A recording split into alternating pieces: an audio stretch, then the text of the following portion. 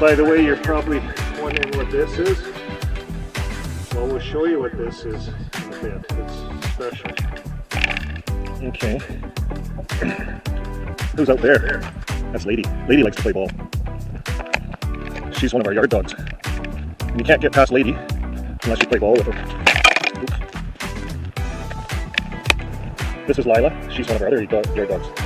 And you can't get past her unless you pet her. Or pet her tummy. Yeah. Okay, well we gotta go. We're gonna go see. Okay, ready, Lady? Okay. Yeah, that should keep her occupied. Okay, let's go say hi to the goats. Hi there, Dandelion. This is Dandelion. We'll take you for a walk after the show.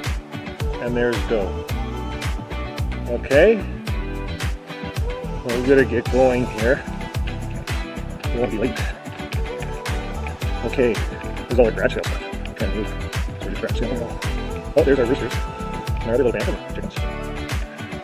And there's these guys, all the other chickens. Yeah, all the 8 source. Oh, look at that, we got the show. The show's going on.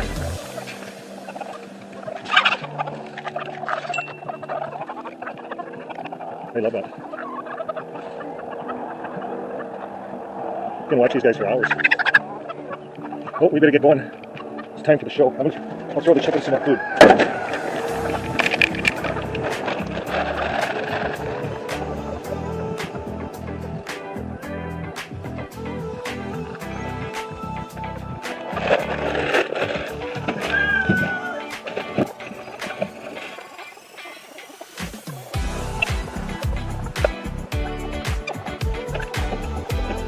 Okay, that's where we're going. Good. Okay, this is my shop. Now, everything's kind of all in a dismay, but soon we will be talking. And here's my old solar shop. So now, turn a few lights on. And here it is. We come in, and there's kind of a closet behind the door here. And over here I got my computer set up. We come back here to this corner, and you can kind of see the door. Now you see that big white thing? There's the window, so I do cover the window. I'll cover it right now. It makes a big difference when you dark out the place. But, so you can see now it's dark. That light's on up there, which I shut off. And I shut the doors. So, but the, I'm just going to set this up here. Now we got darkness. I'm not plugging this big light. Here's the big light. Oh, look at that. My wife left my jacket here and a little note. Turn mic on. Okay. I'll try to remember that today. I'll put it right here. Turn mic on. For my line. Okay, well, we better get ready here. So, I don't know if you can see me here.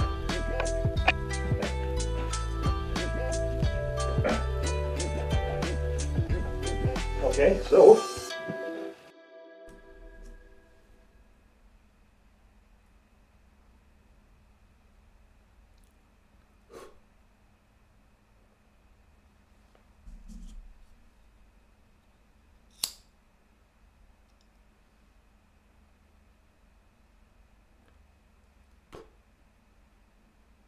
Now I see what Tony likes about that.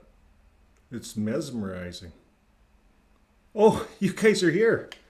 Oh, sorry. Well, welcome to the Saturday Sex Show. And today I have the wrong theme up. I actually been out in the yard with the animals, so I didn't have the right subject up here. So we're going to take care of that right now. We're going to get the right subject up here. And I think it's right here. There, that's it.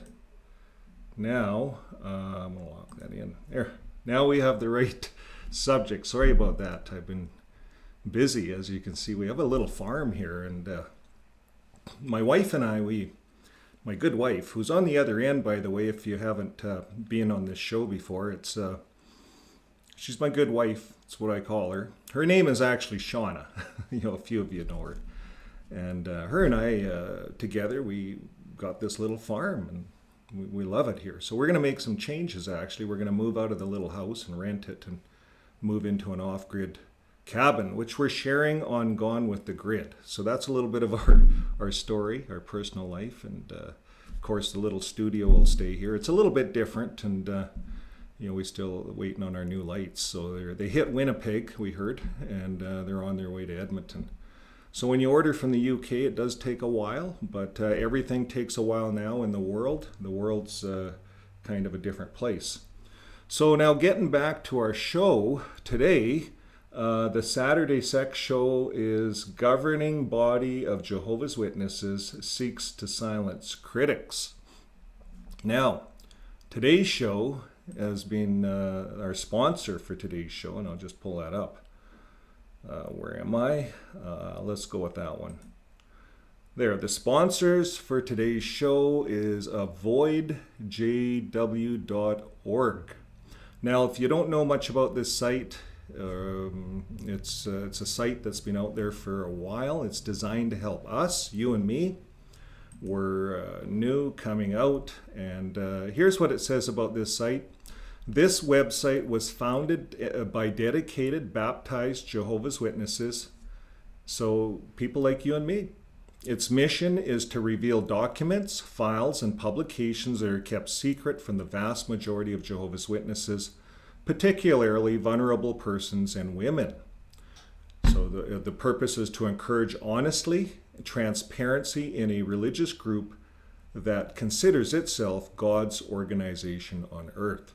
So that's my sentiments completely. I feel that I came out of a religion that I was taught was it. It was it, and everything else was not. It was Babylon.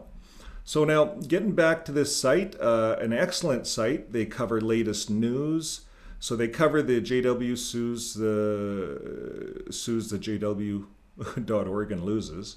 So we covered that on one of our videos, and they did a good job. They covered some more stuff here. The Journal of the U.S. Bethelite, Part 1. I'm going to look at that. I haven't looked at that yet. It's right above my head here, right there. And over here, Anthony Morris receives a new home. I thought that was interesting. Let's just look at that just quickly. I know it's off topic, but this is so funny. So here's Anthony Morris's new home. They found out where Anthony Morris is. And here's his new home. It's laid out so nicely on this site. So they go on to talk about it here. He talks about Phil from the Blue Envelope channel, reveals this. So they give Phil the credit. Thanks a lot, Phil. All your hard work on this. So they go on to talk about Anthony Morris and his new home here. This is his new home, and they even have the price amount. It's $250,000. Like it's a duplex, brand new. And get this, the Watchtower, and we're going to cover this. I was so interested in this. We're going to cover it in another video about their Watchtower company that they're using. They call it the Religious Order of Jehovah's Witnesses. That's what they call this.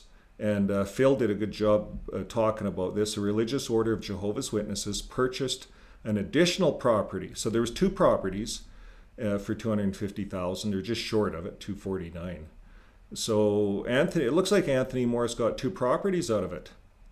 So if you want to see the rest of the story, it's right here on avoidjw.org. I don't know if you can find this video any longer on Phil's site. I'm not sure. But here it is. It is Phil's video. Anthony Morris? So that's all. You didn't even get the audio mixer on that. I didn't have it on there. So, yeah, you'll have to go to this site to find out more about some of these stories. So it's quite interesting what's coming out in the last bit here. Oops, sorry. I always forget to turn my intros, outros off, so you get a little clip of that. But anyways, it's interesting what's coming out now in the time that we're living in. Now, today's topic is about the governing body of Jehovah's Witnesses seeks to silence critics, and it's about David Splane and his talk. And we got that also off of avoidjw, as I'll show you here. So it just comes up if you search things, they come up. And here it is, governing body of Jehovah's Witnesses seeks to silence critics. So we're going to actually read through that later. They did their own kind of synopsis on the whole thing, media reports and things like that. So we might cover some of it. You guys can go on to their site and actually read through it, give them a comment. They like that. You see, a lot of these people that do these sites, ex-Jehovah's Witnesses, who I would actually call our real brothers and sisters, they put their heart and soul into this. There's no advertising, no publicity, no limelight. They're in the background, they're anonymous, and they do hours and hours of writing. And some of these people are skilled writers. I know from one of the other channels we follow, Watchtower Help Club, he used to work in the writing committee at the New York Bethel. So very skilled people working at this end. And we're going to look at this video here in a bit. But the problem I have looking at a lot of these videos, you see I'm only halfway through it here. I'm going to go all the way to the beginning here and watch a commercial, I guess. I guess we're going to watch a commercial. Okay. I guess we have to watch a commercial together here. Starve them out. So Negotiations don't concern you, General. I think this is a commercial. No? But you're coming.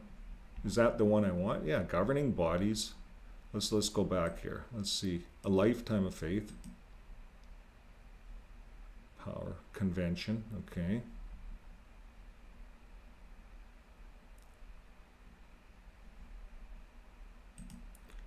I know what this is. This was a whole convention. That's why it was a way over. This convention program will be translated into more than 450 languages. This work is supported by branch offices around the globe.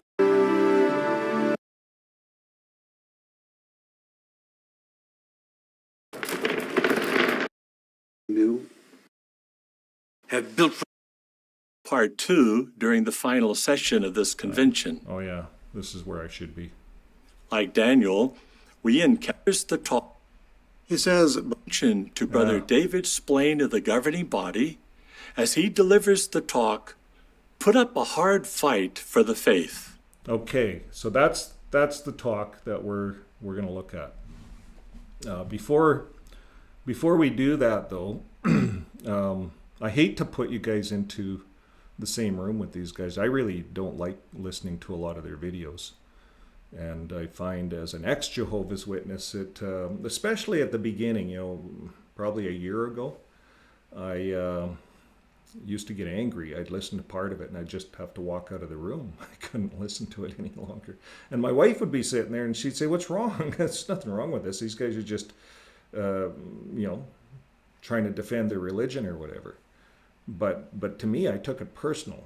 And I could detect where these guys were not telling the truth and they were twisting it, and it would upset me. Today it doesn't have that effect on me. They don't have that power on me.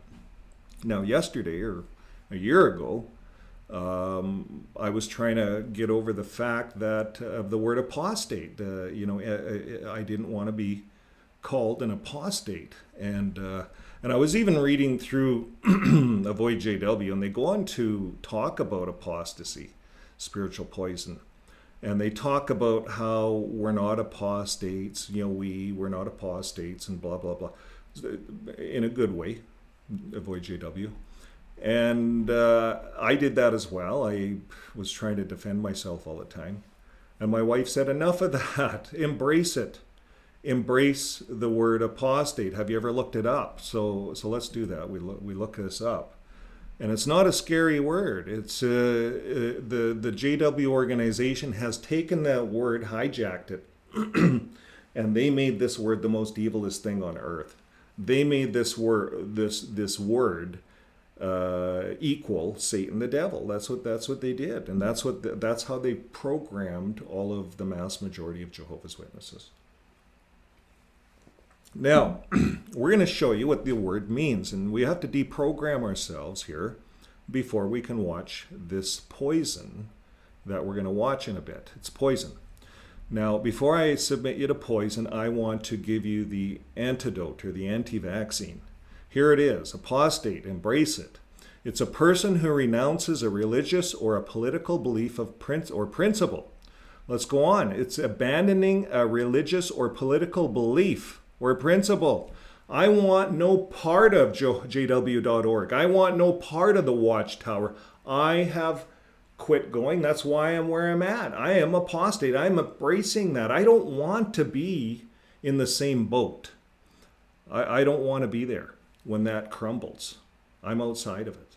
So I am apostate, and I embrace that because I'm apostate. Now I'm going to show you 2 incidences in the Bible of apostates, and they've embraced it. Now let's take a look at the first one. Shadrach, Meshach, and Abednego. Now all of us know this story. This is the Bible storybook, J.W. Org. The 3 Hebrews who did not bow down to King Nebuchadnezzar. And King Nebuchadnezzar had a dream about a statue. Well, isn't that what happened? Russell had a dream about a faithful slave, and he was it. And then Joseph Rutherford came along, and he had a dream of the faithful slave. Yeah, I'll embrace that. I'll be it. And then Noah came along, and he says, I'll be it. And then 12 men came along and said, no, we'll be it. We'll be the governing body. So all the way along, especially now in today's date, when I was a Jehovah's Witness in the 80s, 90s, and the early 2000s, even the late 2000s, 2012, 2010, an elder asked me who the governing body members were. I didn't know. But today, all Jehovah's Witnesses know all 9 members of the governing body. Well, they know all 8 members. They know some main ones, Lett and Splane and Morris. Like, these guys are heroes. These guys are stars. They're movie stars. And if you don't do what they say, what happens? If you don't submit to them and you take a blood transfusion to save your life because you're on the highway and you're bleeding out, and the paramedic says, hey, you got a blood card in your wallet. Do you want a blood? We got to give you blood. You're going to die. You say, forget about it. Give me the blood transfusion. So you get the blood transfusion, you live. And you found out that you're disfellowshipped because of it. You just saved your life. Jesus taught life over death. So here we go. If you don't bow down to the governing body, if you don't take the Kool-Aid, if you don't take the to-go bag and follow them, you're going to be ousted. If you don't paint the fence without asking questions, you won't make it. The governing body. So that's what happened with Shadrach, Meshach, and Abednego. They didn't bow down. They did not buy into the Kool-Aid. And as a result, like you and me, they got thrown into the fiery furnace. And that's what happened to us. We got thrown out and we got tormented day and night. You see, when you discipline your children and you send your children to their room because they're bad, usually it's not forever, is it? I think child welfare would step in if you chained them up in the basement and never ever seen them again because they were bad. You see, that's what JW Org does to us because we're the children of that organization. And we're thrown out because we didn't bow down to the idol, to the governing body. And so we got thrown into the fiery furnace to burn forever and ever, be tormented. But, of course, an angel got us out. We're rescued from the fiery furnace. We're here. If you're on the channel today, well, then you're taken part of the refuge, the rescue. The angel maybe directed you here. So here's the other example. Jesus cleans out the temple. Now, was Jesus an apostate? We know Shadrach, Meshach, and Abednego, they were an apostate toward the Babylon king. Probably there was a lot of other Hebrews in the crowd bowing down. But these 3 Hebrews did not bow down because they would not perform idol worship. And here we have Jesus. He was an apostate. He was against the religion of his day. And he went in and turned over money tables. It's no different than our real brothers and sisters, ex-JWs on this side of the fence, standing up in front of assemblies and picketing. No different. He went to the temple, just like our ex-JWs go to the assembly halls and they talk about the atrocities that are going on within the religion, the jw.org, regarding pedophilia cover-ups, especially. So that's what this is really all about, to explain his talk. So I wanted you as the audience to see that there are other apostates. It's okay to be an apostate. The definition means we're against the religion. Let's embrace it. We're apostates.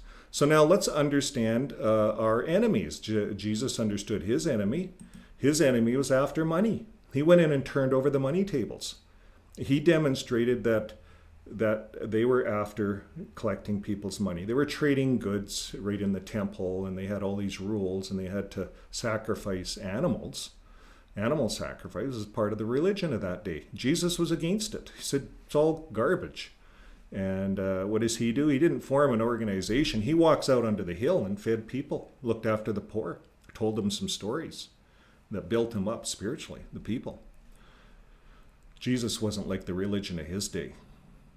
Jesus was not like the governing body of today, in no way at all. Because, they were like what Jesus was against. The governing body wants to collect our money any way they can. They want our estates, our gold, our silver, our bank accounts. They'll even say, put it on your visa to give us donations. They don't care how you're going to pay your visa off, but they want it all. So, Jesus was an apostate. He was against that principle. Now, we're going to move on because I tend to ramble. We're going to talk about narcissism. It's very important before we watch this next video, this David Splane video, we understand how a narcissist works. So at the very end here, I'm looking at an article that's really about marriage, this article. We'll go to the top in a bit here, but it's 7 ways to deal with narcissists. So when you think of us being in this religion, we were in a marriage. We were married to this religion. The religion was, we would give it primary focus over even our spouse, the governing body. We were married to what they said. If our spouse went sideways, we would pull out the governing body's watchtower and show it to our spouse. Or likewise, I sometimes would be likewise. We don't want to get into that.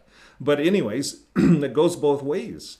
And the governing body becomes the marriage partner. So once you break up with your marriage partner, once you break up with your religion, you have to realize, wow, I was in a narcissist relationship. Well, here's what it is. A narcissist cannot accept themselves for who they indeed are, as they believe they are superior and above and better than all others. They're either unwilling or unable to see faults within themselves, so they will make their own reality and do their best to ensure those around them believe them. And we're going to see how David Splane does this. They convince themselves that their reality is a fact. They need validation from others to keep their own insecurities and faults deeply hidden. So they need all these 8 million people. And people who've been close with a narcissist get hurt emotionally, psychologically, socially, financially, and sometimes even physically. And we see the JW organization nails all of those.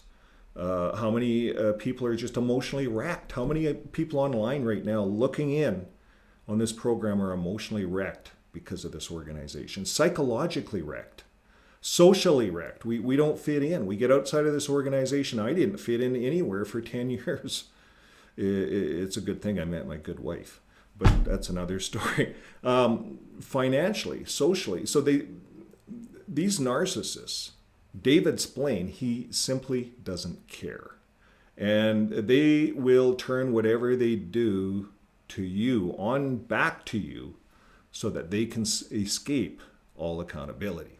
So what they're doing is they're going to make it all our fault, us apostates, and they're clean and free. That's what you're going to see here.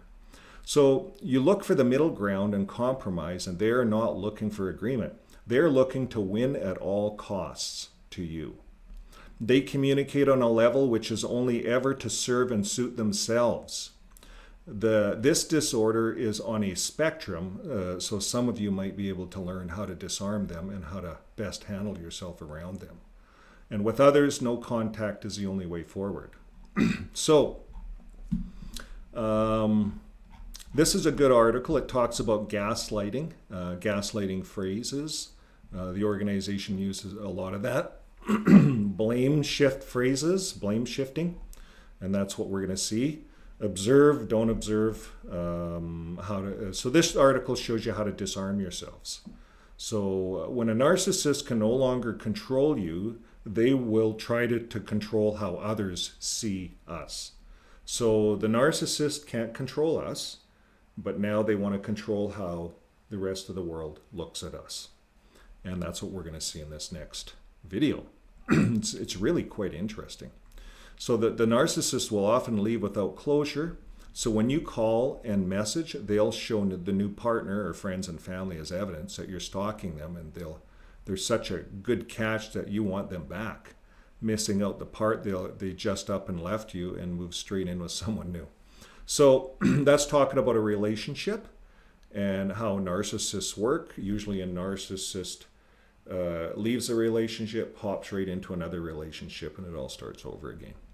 And that's what these guys do. They try to get into lots of new relationships, and they're always going door to door to get new relationships.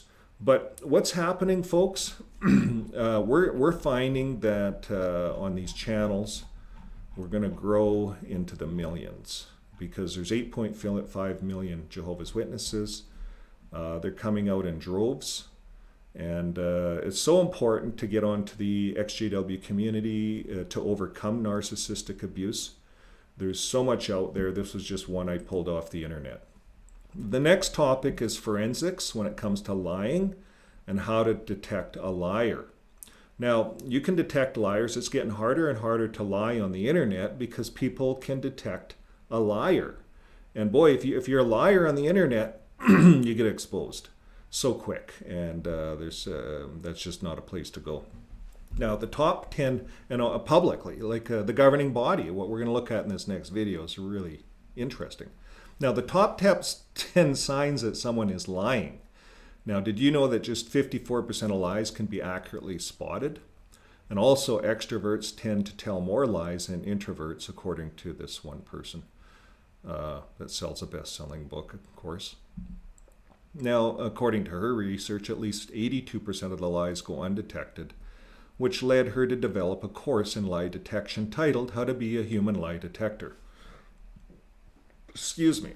So, with the numbers like these, one nation under oath, even if under oath, may not be very trustworthy. The good news is that even though roughly half of the population promises to be telling the truth, there are some ways people can increase their truth discernment skills to protect themselves from emotional and financial ruin.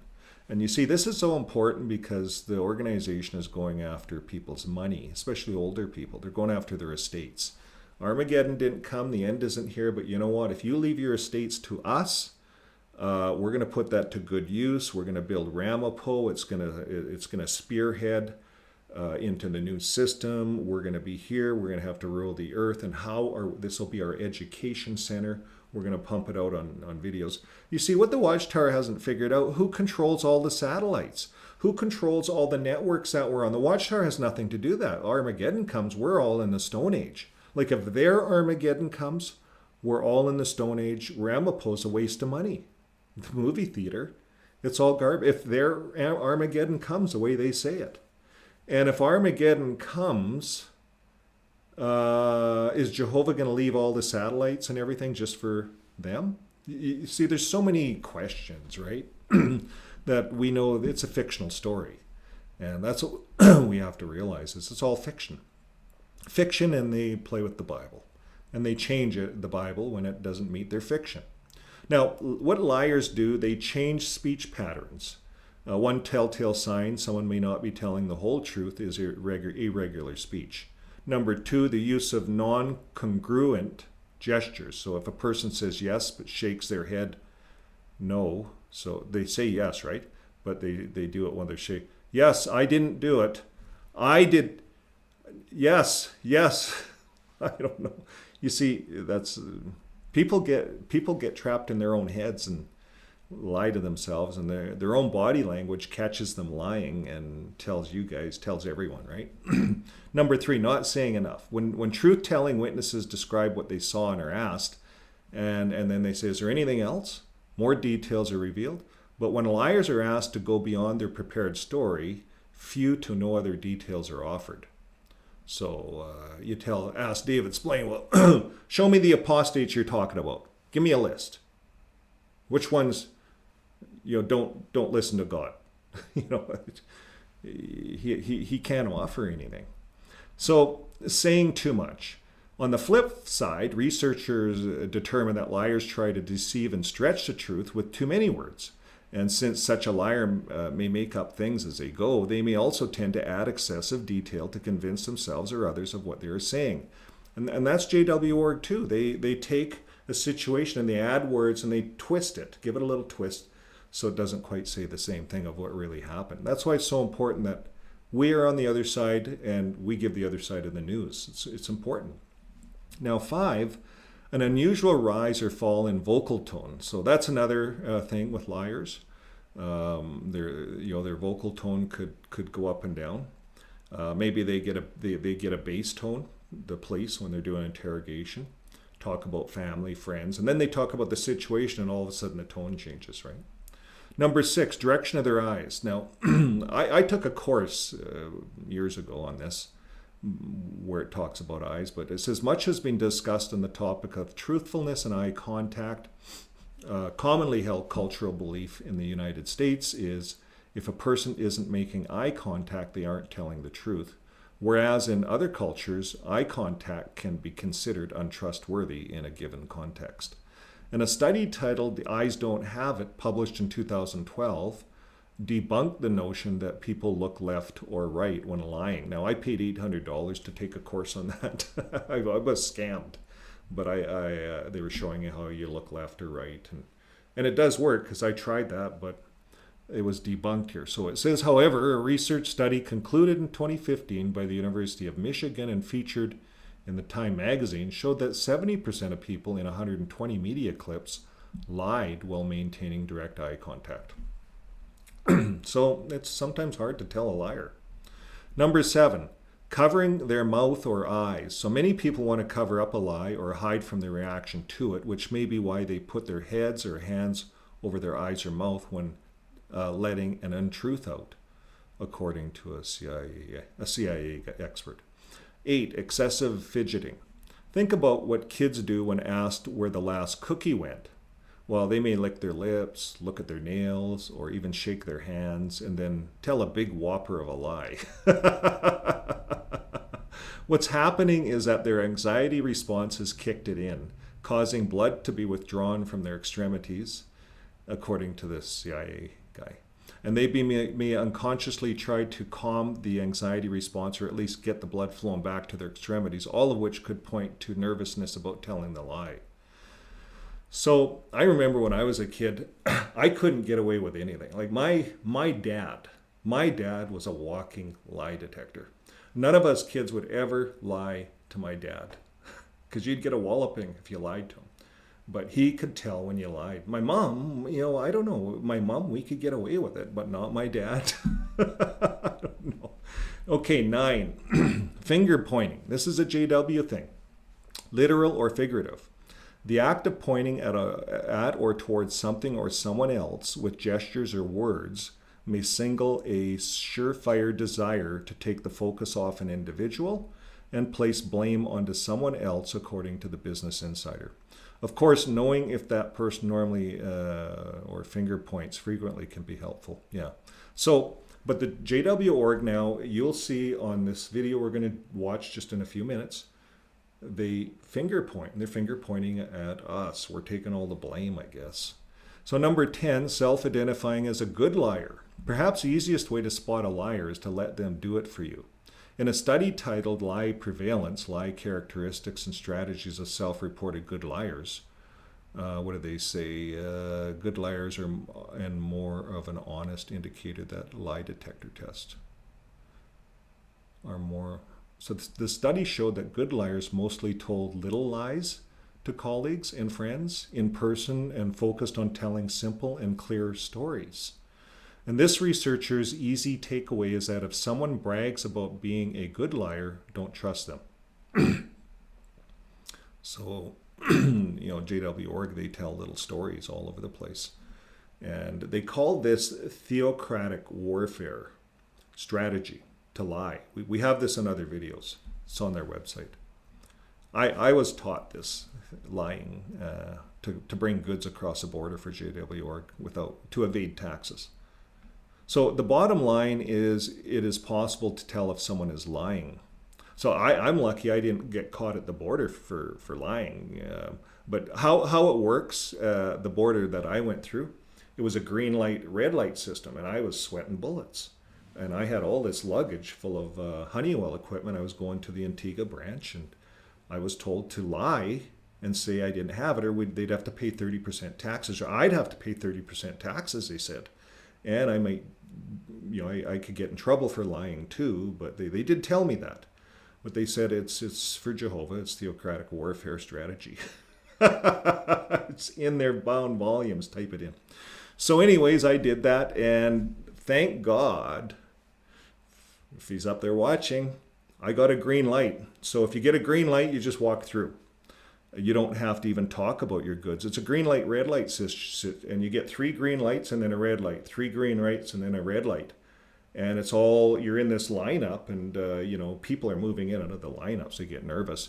And then they told us there's a guy, a porter, give him a $20 American bill, and he will get you through the lineup and get you to a green light. So I did that. I followed all their rules. They told me they told me he would be looking for me. I don't know if he's a brother or not, but I was shitting bullets because that's what they had us do. So if you're in a situation, here's my advice. The Bible does not encourage lying anywhere. In fact, it's labeled as one of the 7 most detestable things to Jehovah, lying.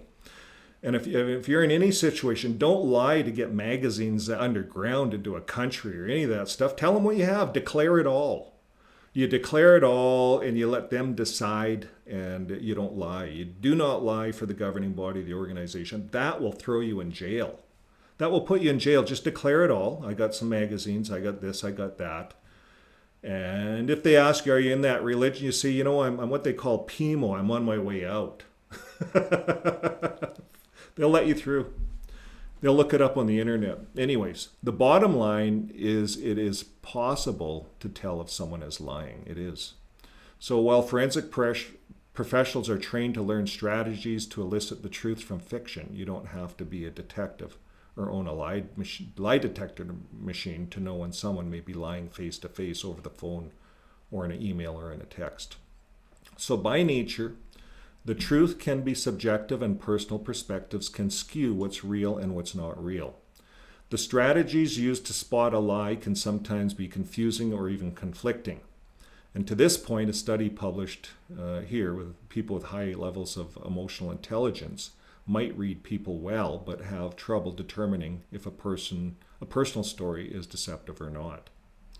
So so for if you want to learn more about it, you can learn more. You go online, there's courses.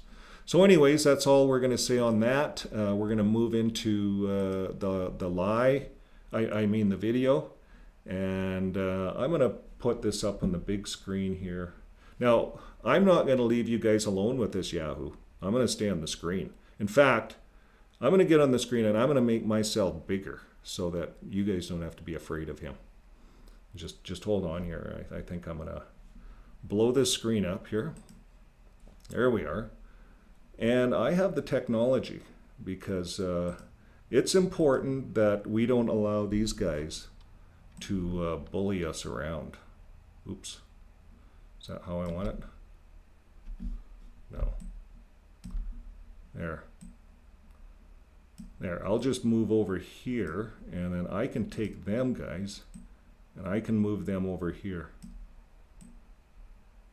There.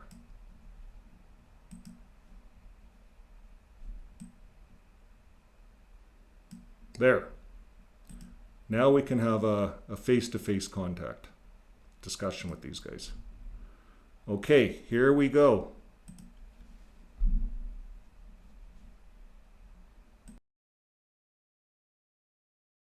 Put up a hard fight for the faith.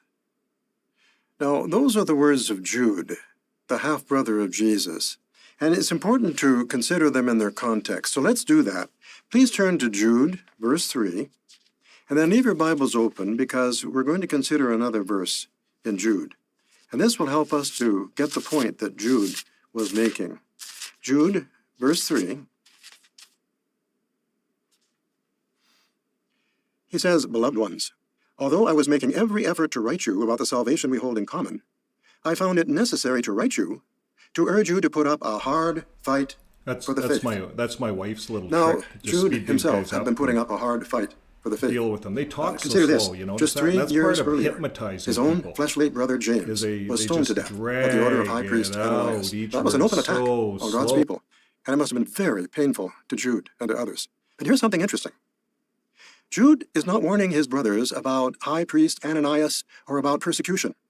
He has something else in mind, a different type of attack, and this is a sneaky one. Let's look at verse 4, and we'll see why he wrote his letter.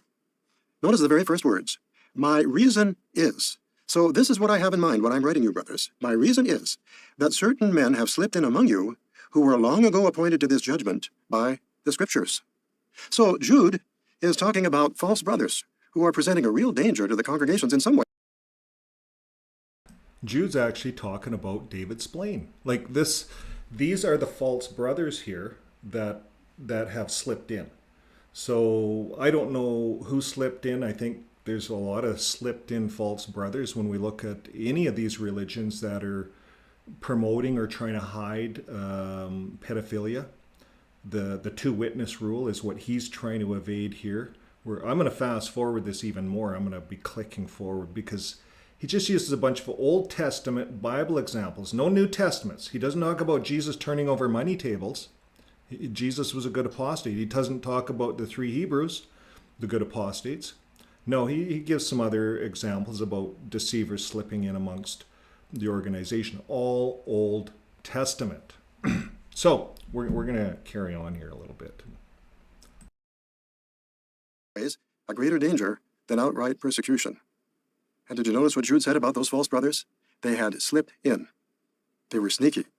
Well, that was true back then, and it's true today, as we'll see. Sneaky. And some who aren't really apostates can cause just as much trouble as the apostates do by their negative talk and criticism. Negative talk. Brothers, we need to be on the alert. This is serious. Oh yeah, this is very serious. Suppose that, out of curiosity, you get into a discussion forum with individuals who claim to be Jehovah's Witnesses. Now, maybe they are, maybe they aren't. You don't know. You've never met them. And someone starts asking questions. What did you think of last month's broadcast? Did you really find it encouraging? Or do you think the brothers who write Watchtower articles are living in the real world? I wonder if they realize just how hard it is out here. And then a few others join in with their own negative comments. Now, you don't know whether these individuals are apostates or just brothers and sisters who are in serious spiritual trouble. But does it matter? How does it make you feel? When you leave the forum, do you feel upbuilt? Determined to expand your ministry? Now, we're going to stop here. When we're done this broadcast, how do you feel after listening to this Yahoo? How does it make you feel? And makes you hate the apostates, makes you afraid to go online, it makes you not want to trust anyone, makes you want to... These are signs of narcissism. This is a true telltale signs of a master narcissist at work. Let's listen to him. More convinced than ever that Jehovah has an organization that you love and that you're delighted to be a part of. You feel honored to be a part of that organization. Or does the experience leave you sad, uneasy, uncomfortable? Now, someone might say, I need to get involved in that forum so I can help those people. They shouldn't be together. Even if they aren't apostates, they're not good for one another. Staying in that forum to help someone is like holding his hand while he drinks poison and then having some yourself so he doesn't have to drink alone. We need to follow the advice recorded at Romans. See, that's what the organization does. They point their fingers out. They say, everyone, it's poison out there. Here we are, as we showed on Avoid JW, these are elders that have left the organization because, and we have ones on the governing body that have left. Now, not Anthony Moritz, he's just after the new house, but others like Ray Franz, right? Ray Franz left, and his brother stayed in. And here's a good guy that was on the governing body and tried to help them. So it's really good people. But now here you got this narcissist who's teaching the flock, because this is what they're teaching back. This is back a few years ago at one of the assemblies. They were running this narcissist. So let's just hear a little bit more about him. Chapter 16 and verse 17. Now think of this imaginary forum that we just described in the light of Romans chapter 16 and verse 17. Now remember, there's all kinds of negative talk flying around in this forum. You don't know who's behind it. And here's what it says in Romans 16, verse 17. Now I urge you, brothers, to keep your eye on those who create divisions and causes for stumbling, contrary to the teaching that you have learned, and avoid them. Now think about that for him.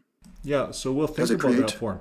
So causing for stumbling, divisions, when we think of David Splane here and the organization and the divisions that they've caused, the shunning. So if you, like again, if you have a question and you had to take a blood transfusion or not, you're shunned, you're out.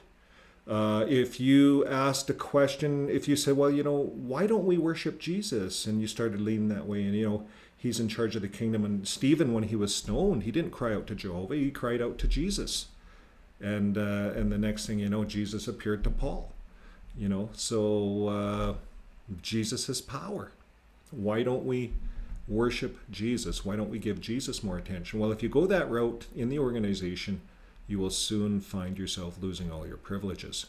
And if you continue to talk about that amongst others, you will soon find you'll be disfellowshipped. And that's a fact. We ran a video on this.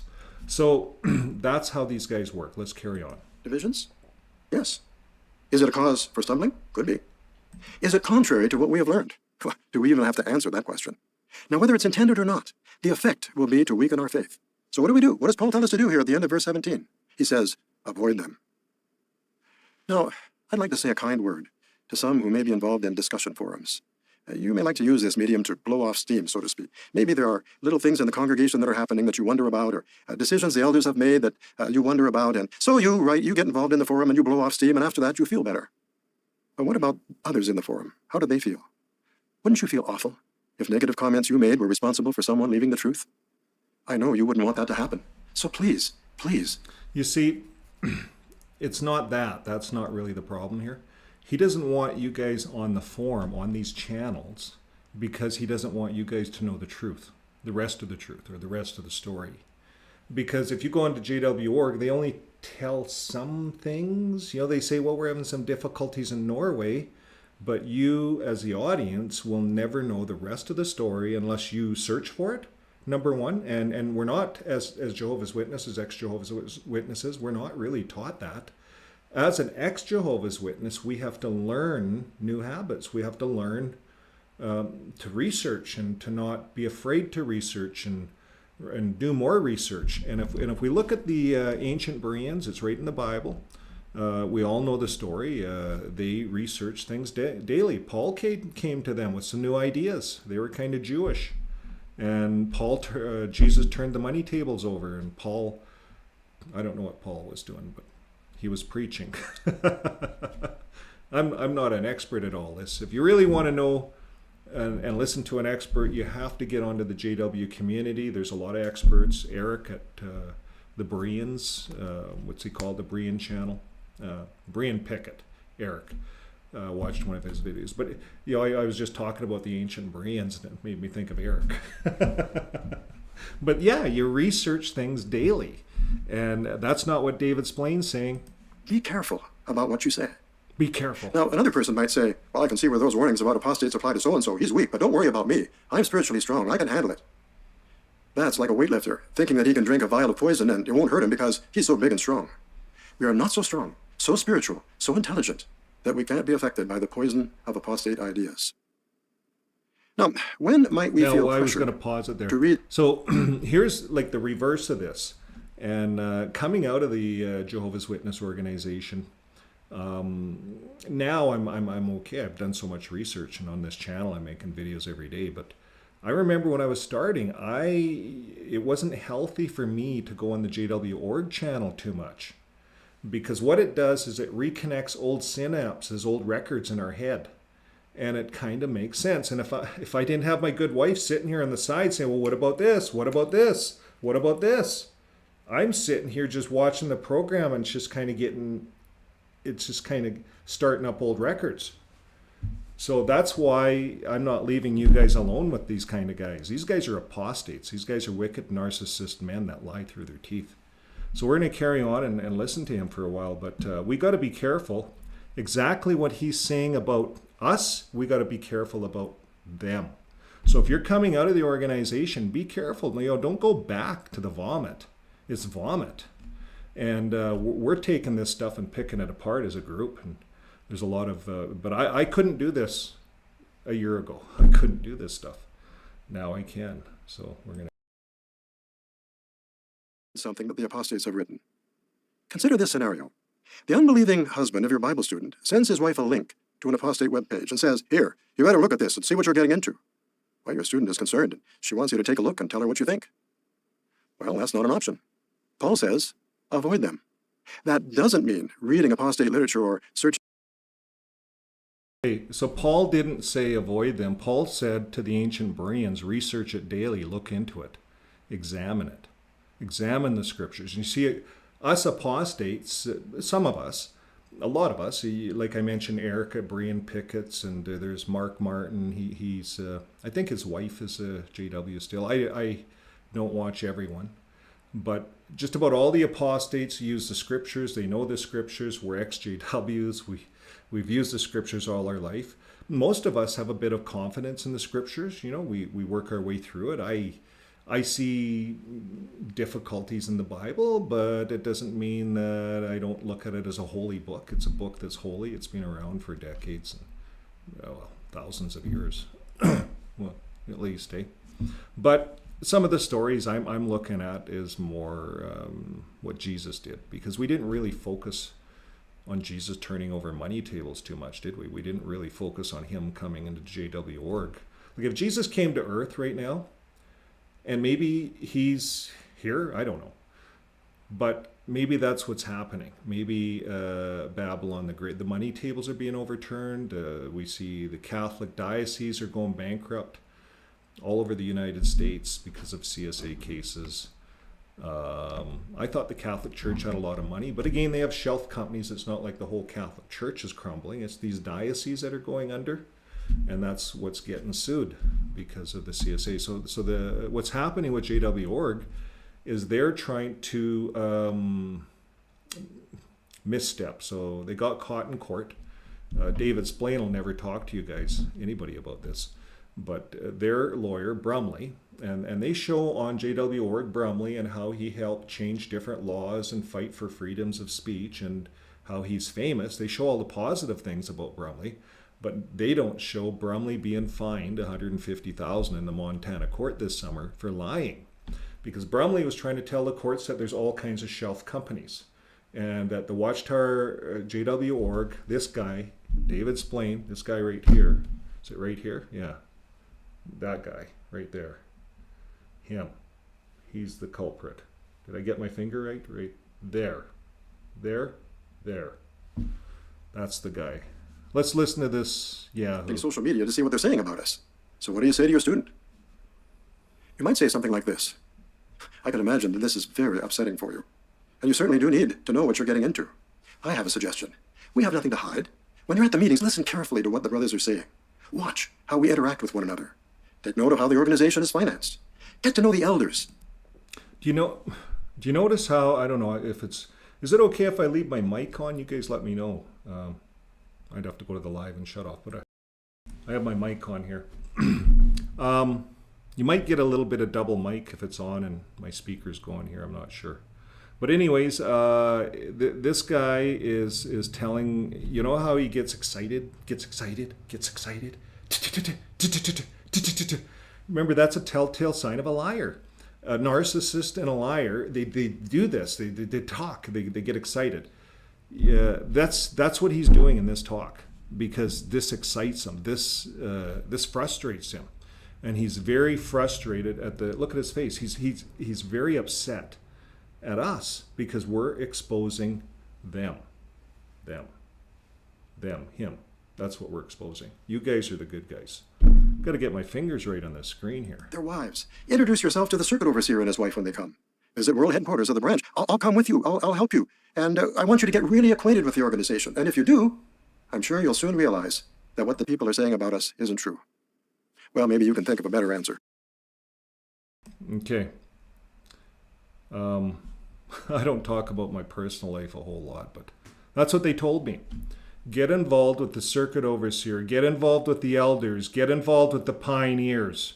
And I did that. I did that. I got involved with ministerial servants, and I had nothing but headaches right from day one, all the way through all the 30 years, all the elders, all the servants, and without giving up too much information, I lived the life of Hosea. And you'll have to do your research on that guy. But it was a terrible life. And I was very forgiving. And I associated with these elders and servants. And they took advantage of my family. So I probably haven't said even part of what I should be saying. But in due course, we do get to voice. But you get the idea. Just a few drops of poison in a drink are enough to cause serious harm. And apostates often mix a few truths. Now, this is such an important thing. When we listen to these kinds of programs, just a few drops of poison, it can really destroy our minds, and it's hard on our brains, especially as XJWs. We listen to these guys. These guys are narcissists, professional narcissists. This guy especially. And they will say what it takes to pull you back in, to make you believe that we're poison. All we're doing is exposing their poison. And sure, as a JW, we were in there and we read the Bible. The Bible, you can use it. We can work our way through the Bible and understand it. But the problem is that they give us a program that only gives us part of the message. They just give us a few words of certain scriptures. And that's what's indoctrinated into us. We hear stories of the Bible, but the main indoctrination is just certain scriptures, mostly Old Testament scriptures. They stay away from Jesus quite a bit because Jesus was not like these guys. Now, I was doing some research on spiritual warfare strategy. And if you look up spiritual warfare, and I was going to do it tonight, but I didn't have time. But if we look that up, back in the 80s and 90s, there was lots and lots of Watchtower articles on spiritual warfare. We're in a war. We're fighting. We have to have the armor on. Many, many articles. And I looked it up, and it opened up like tons and tons of articles. And that's all the indoctrination we have in us. So that we look out at the world, and it's all bad. We're at war with the world. So it's no wonder when we come out of an organization like this guy, from these guys, we end up with PSTD, post-traumatic stress. Did I say that right? PTSD. And put a slash there and a C with a complex. We have the complexed edition. Because if you just went to war, or let's say you're in a car accident, you could have post-traumatic stress from that one crash. And you can work your way around it and get through it and do some therapy. And you eventually will get back in a car and probably drive again, even though you had that car crash and it caused post-traumatic stress. Now, leaving the Watchtower religion is we end up with post-traumatic stress, but complex. It's like you're in the car crash every day you're crashing, every day you're crashing. And that's what shunning does to us, and that's what isolation does to us. And it's a very severe type of throwing us into a fiery furnace. So what's happening on the outskirts in this XJW community, we see it. We're going to bring some new people into the program. There's groups out there now that are helping to give us channels to go to. So for all the XJWs, because there will be millions coming out of the organization as it crumbles, and they will wake up. Because not everyone is going to believe these guys. I'm getting caught off, but let's listen to a little bit more. Lies. Do you remember Eliphaz, one of Job's false comforters? Some of what he said was true. Let's turn to Job chapter 5 and verse 13. Job chapter 5, I'll give you a moment. But how did Jehovah feel about Eliphaz's argument overall? Let's turn to Job in front of my eyes. Following video. They make themselves When I was in smart. my 40s, I was divorced. Okay. Deeper into my heart. I stopped reading the about Jehovah. Step. Some people believe everything they read in the newspaper or see on TV. There. Do you? This is what Should he's you? going to say about the news. He's going Consider to this. discredit And all you're the working for news the order- media out there. And you meet a The householder who JWs. says, you Jehovah's Witnesses are terrible people. You let your children die. You don't accept medical treatment.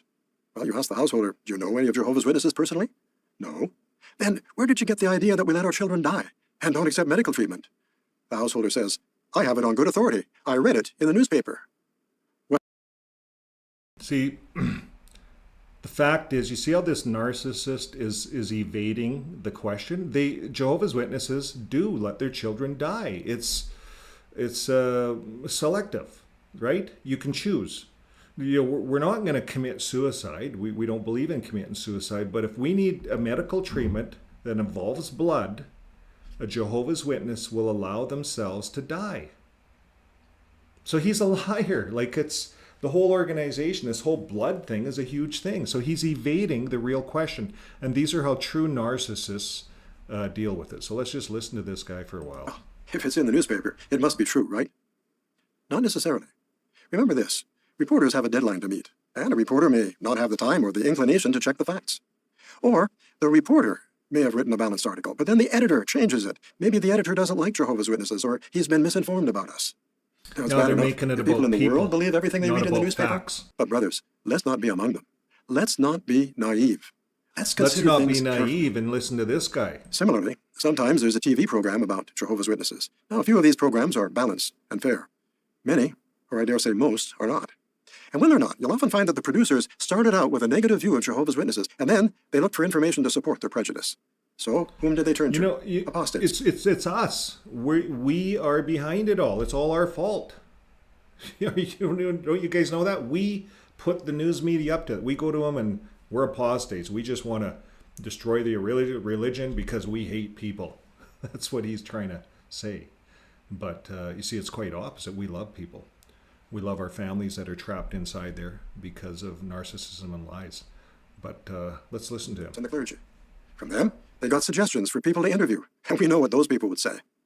At the very last minute, they may ask the brothers for comment just to give an appearance of fairness, but the program wasn't designed to be fair. It was designed to be unfair. It was slanted against Jehovah's Witnesses. Now, let's be clear. Some news organizations are very conscientious about their reporting, and they want to present both sides of an issue. And when Jehovah's Witnesses are concerned, they do so at their cost. If a newspaper publishes anything positive about us, the churches will push back. Our parishioners are upset. They subscribe to your newspaper, and they don't like reading favorable things about Jehovah's Witnesses. So it's interesting. He's talking about newspapers publishing. They don't like to publish anything positive about the organization.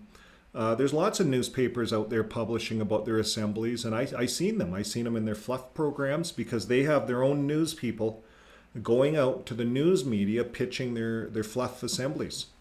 And so the other side of it is all the protesting for CSA cover-up. That's the big thing, is the Jehovah's Witness organization is mirroring Babylon the Great, the Catholics.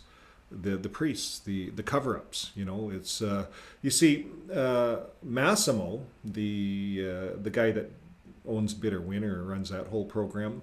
Jehovah's Witnesses use Massimo, and we talked about him on some of the other programs.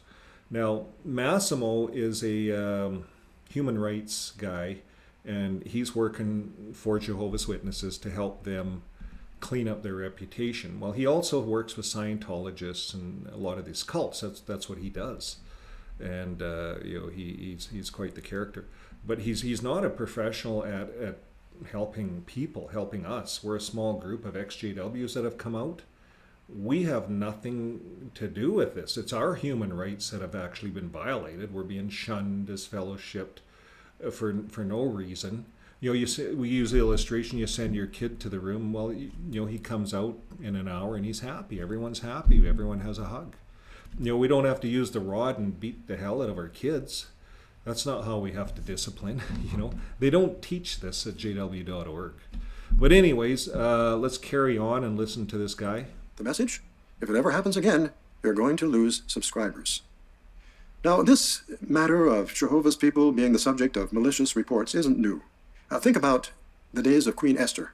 Wicked Haman brings a bad report to King Ahasuerus. The Jews don't obey our laws. They're a danger to society. I don't like it brings a bad report to King Ahasuerus. When they use the Bible and they try to parallel themselves to the Bible, because you can always point that back at them.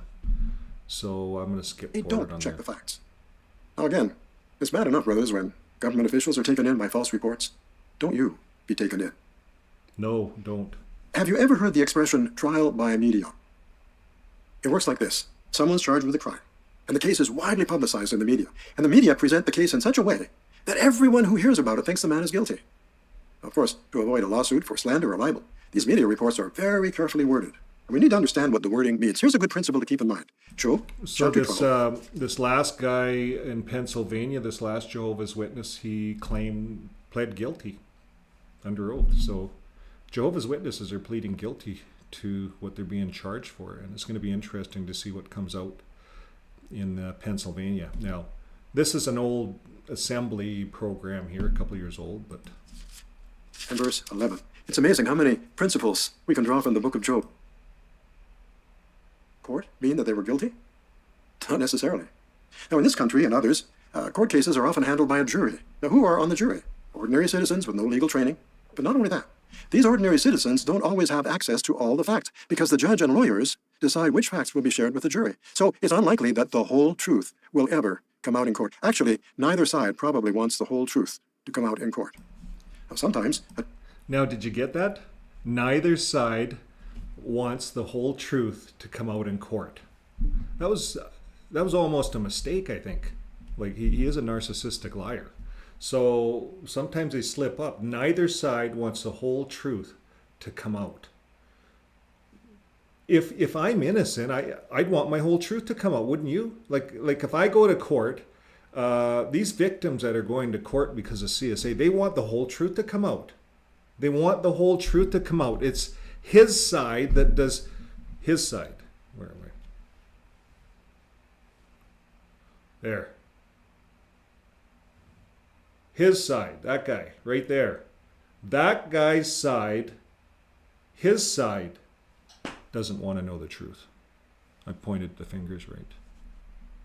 attorneys deliberately withhold information that would be prejudicial to their clients. And in addition, the juries have prejudices like everyone else, and some of them just can't set their prejudices aside. I'll tell you an actual experience. Some time ago, a lawyer.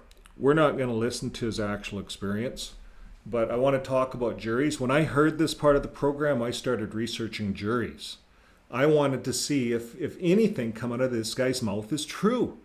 And I searched juries in the U.S., and juries do have their issues, right?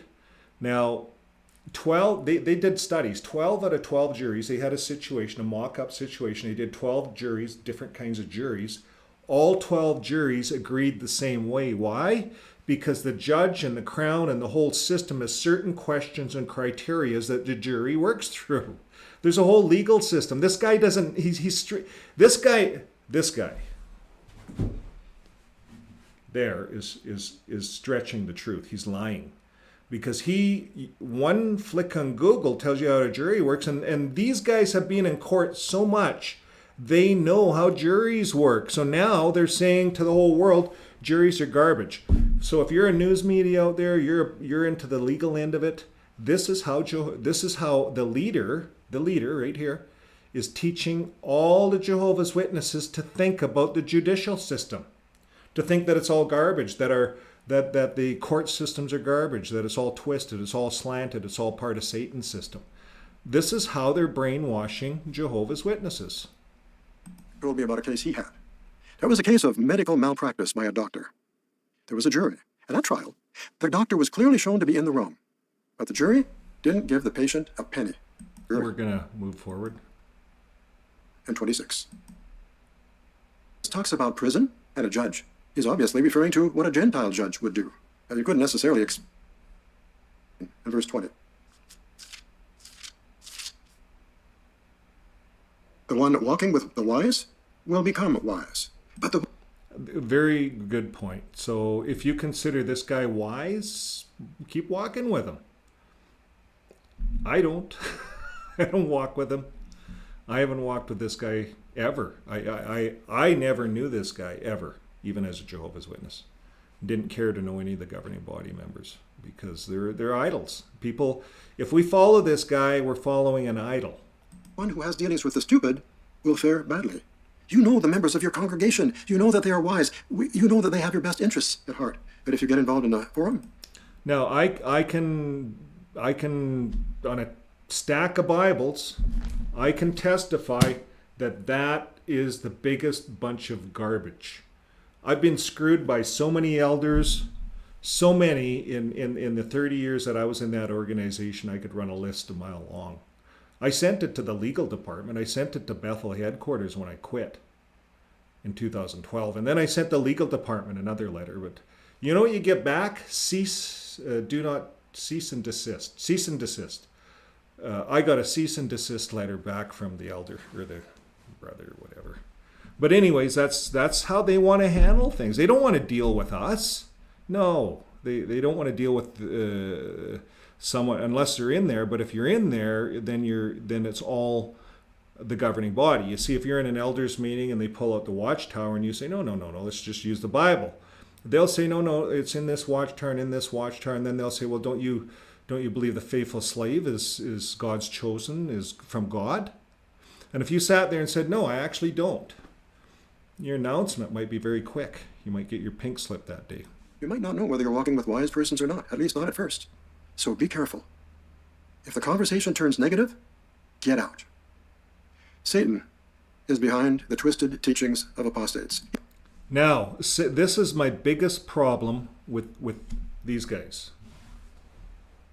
That guy right there. All of them. These guys, not the Jehovah's Witnesses, but these guys, because they blame everything on Satan, and they teach everyone in the organization to blame everything on Satan. It's like the magic pill. Blame it on Satan. Blame it on Satan. And you wonder why there's so many demon problems, within Jehovah's Witnesses, because they imagine that this is real, and they actually create their own demon problems. I've heard of Jehovah's Witnesses that had radios and things going off in the closet and at night, and they all have demon problems, and then they going through their house and getting rid of things and blaming it on this. Oh, well, grandma gave me this and I better get rid of it. And it's just they blame everything on Satan. And here, this is the biggest trick, biggest tool. Satan's biggest tool is blame it on Satan. He's the father of the lie. And those who lie are doing exactly what their father does. Right. The apostates have nothing to offer us, brothers. All they have to offer is hate. Splane All they have to offer is criticism and negative father talk. of the lie. But oh, how upbuilt we feel when we're with those who love Jehovah. So Jehovah provides us with good, wholesome associations. He also provides us with his word of truth, and an accurate knowledge of the truth is the... So, so many of us in the organization, he talks about good, wholesome association. There's none of that. When I grew up, they were all going partying. I don't know about you guys, but this was down in central Alberta. They'd all go to the mountains partying. They had an outdoor party spot, and they'd drink kegs of beer, and they'd all be drunk. But every Sunday, some ministerial servant would get up and give the watchtower to the whole party group. And I think there's a lot of that. But these guys all stay in. They're sucked into these guys. They're sucked into these narcissists. Is what's happening. The best defense against apostasy. Read the Bible every day and meditate on it. Pay attention to the words. Pay attention to what they mean. Be like the Bereans, referred to in Acts chapter 17. Yeah, the Bereans. So and verses 10 this is and here 11. to read it for Let's us. read that. Acts chapter 17, verses 10 and 11. Immediately by night, the brothers sent both Paul and Silas to Berea. On arriving, they went into the synagogue of the Jews. Now these were more noble-minded than those in Thessalonica, for they accepted the word with the greatest eagerness of mind, carefully examining the Scriptures daily. Carefully examining the Scriptures daily to see whether these things were so. And now, that's what we encourage on our channel, is go to the Bible tool. We show the Bible Gateway tool. You don't need a watchtower. You don't need a wake. You can put your subject in, and up comes all the Scriptures, and you can look at all the Scriptures. I do it in a lot of my shows. This guy's a liar. So the ancient Bereans, examine the Scriptures daily. A lot of the apostate sites, it's all about the Scriptures. Like I mentioned, Eric at Berean Pickett's, Mark Martin. Sorry about that, Mark, but he's a good one. He uses a lot of Scriptures. Critical thinkers, they use the Scriptures. There's lots of groups out there using the Scriptures. Even apostates that claim that they're atheists, they use the Scriptures. They use the Scriptures like no one else can use the Scriptures. So we know the Scriptures, and we know how the Scriptures are used to manipulate and indoctrinate people. So that's why we can talk about these things. So let's just carry on. Compares the Bereans with the Thessalonians. What do we know about the Thessalonians? They didn't have YouTube in those days. But at one point, the Thessalonians apparently heard a rumor that the day of Jehovah had arrived. Who circulated the rumor? An apostate? Maybe. But maybe it was just someone who had heard the rumor. Jehovah's Witnesses circulated that rumor back then. That was the first Jehovah's Witness. It's just a side joke, sorry. Oh, passed it on without checking it out. Have you ever done that? Passed on a report without checking the facts? I think all of us have to admit that we've been guilty of that at one time or another. But now, how did the Thessalonians react? They were alarmed. They were quickly shaken from their reason. We mustn't let that happen to us. When you hear something, check it out. Don't just circulate it. Don't just believe it. Check it out. So Colossians 2, here 6 and he's 7. saying, Unless okay, true sign of a narcissist. He's telling you, don't look at the news, don't do this, don't do that, don't check anything out. It's all garbage. It's all from Satan. And then he's talking about, well, be like the ancient Bereans and, research the scriptures and check it out, check it out. What does he really want? What does he really want? That guy. Why doesn't he just come out and say it's all in the Watchtower? If it's not in the Watchtower, it's not true. We're God. We're God's agent. Like, just come out and say it. But you see, these narcissists, they skirt around it.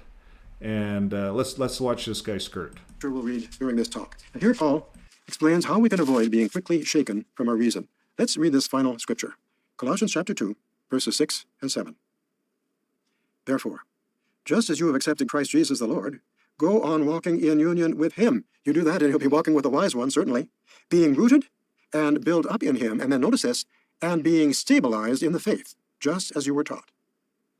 If we're stabilized in the faith, we won't be quickly shaken by unfounded accusations by apostates or the media. See, and this is a big thing. As time goes on, I know we're having a little bit of fun here, but as time goes on and we come out of jw.org, we get out of there, and we need new information, we have to come on and we have to research all this indoctrination that was put into us. We're going to be running a program here. I think we're going to run it on Tuesday on something quite interesting. We'll just finish this up first here. False rumors are often spread during wartime. Brothers, this is war. We need to put up a hard fight for the faith, as if our life depended on it. See, it's war, and this is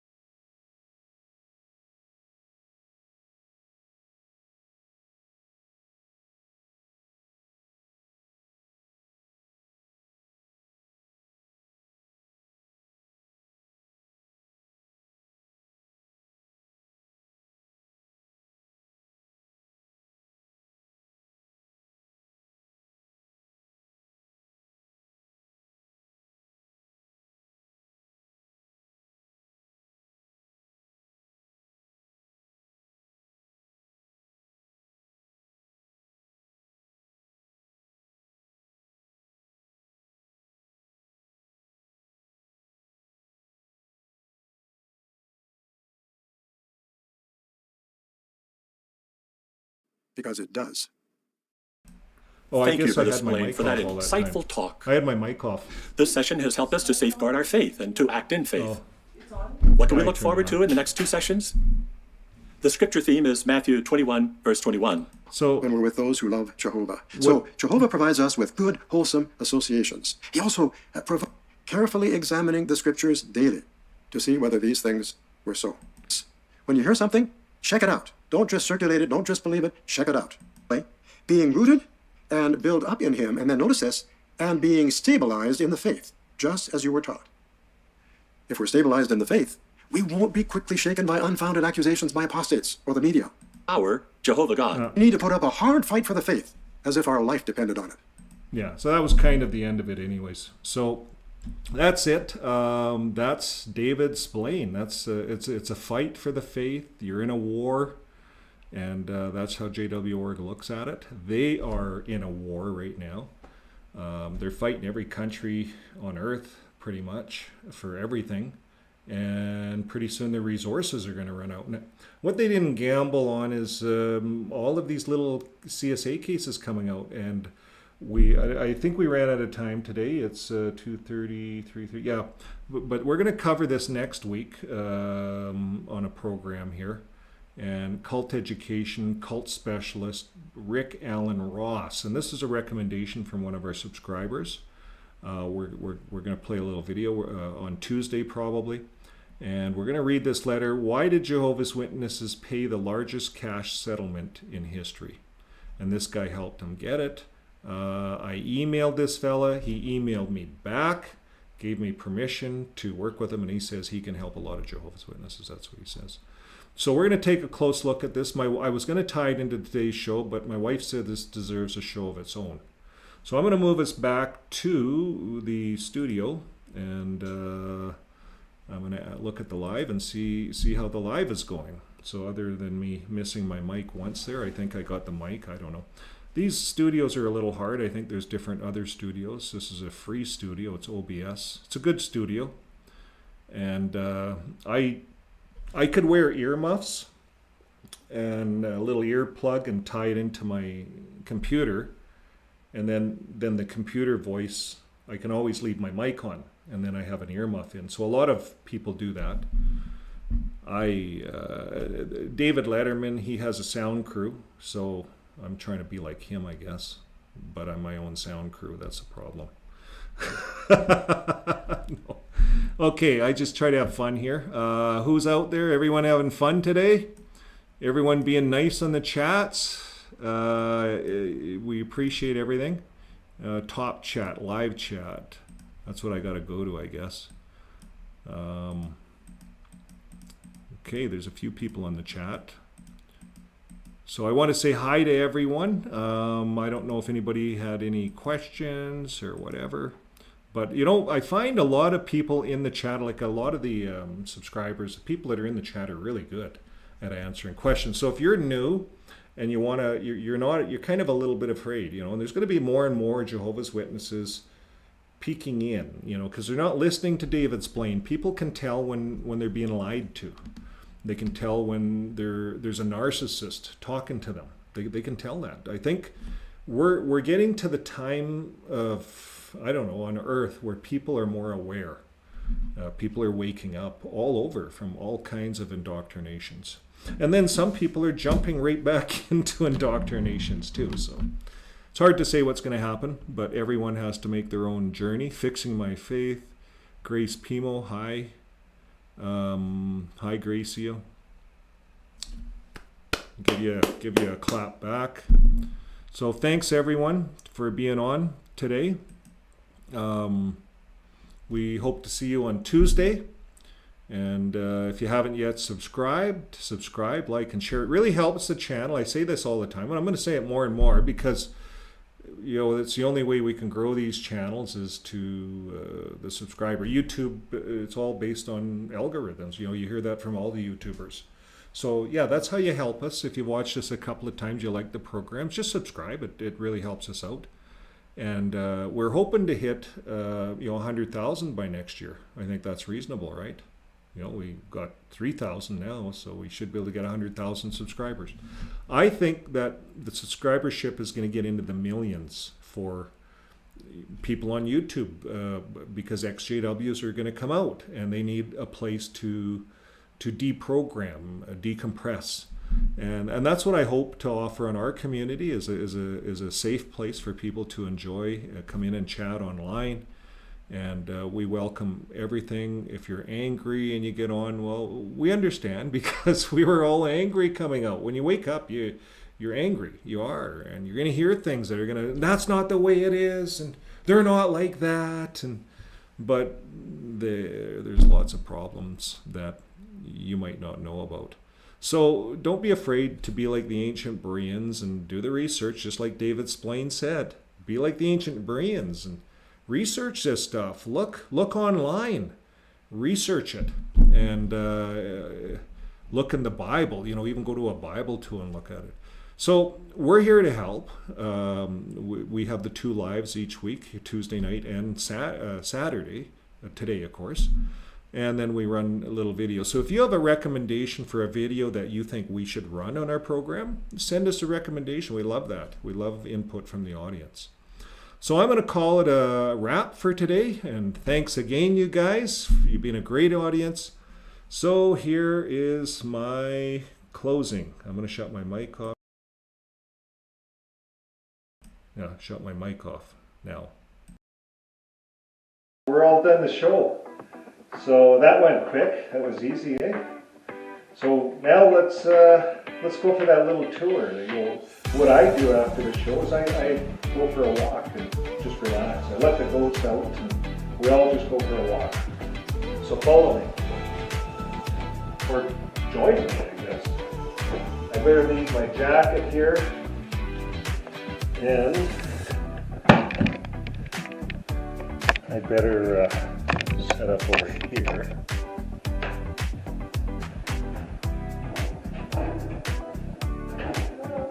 Hello, how did the show go? We're on video. How did the show go? Went good? So everything went good for the show? No, I only left my mic off once, right? Right. So I'm just getting ready. We're going out and we're gonna go and see how dark it is in here? But anyways, we're gonna go out and see the animals, so join me.